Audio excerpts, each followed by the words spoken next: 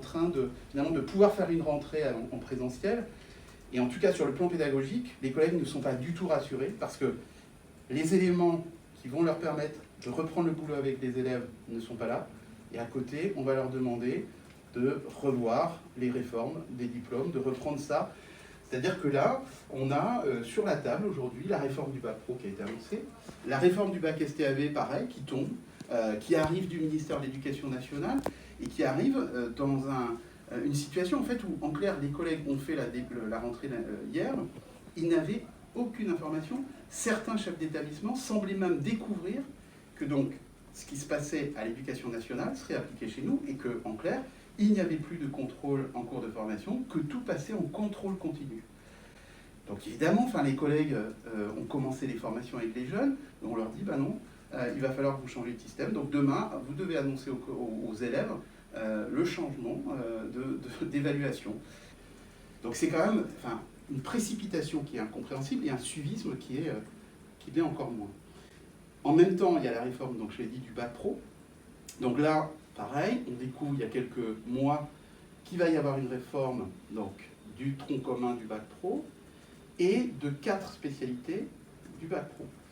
Et avec un changement qui est très fort. C'est-à-dire que, pour résumer, on passe d'un système en fait, d'évaluation par module et discipline où on passe à un système par capacité. Et ils sont en train de l'appliquer dans les référentiels, et ce qui veut dire qu'en fait, on met les disciplines au second plan.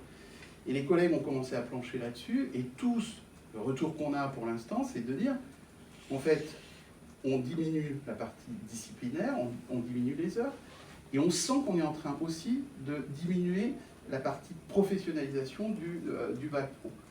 On continue aussi la réforme du BTS, donc qui va se mettre en place là, donc je ne sais pas si vous aviez suivi, mais ça a été un dossier important, c'est-à-dire que là, il réforme le BTS et il laisse le choix aux établissements qui pourraient aller vers du 100% CCF, 100% contrôle en cours de formation, plus d'examen terminal.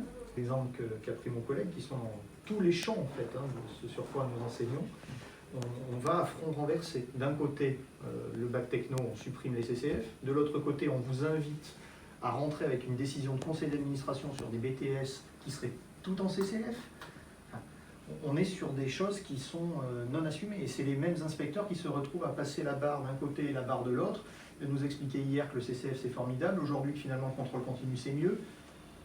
Ça s'appelle des injonctions paradoxales, et en pédagogie, ça fait quand même pas très bon ménage. Aujourd'hui, il y a quasiment une unanimité des organisations syndicales dans toutes les instances pour se prononcer, alors ou fortement sur le fond, ou pour d'autres, essentiellement sur une méthode précipitée et mauvaise, contre ces réformes.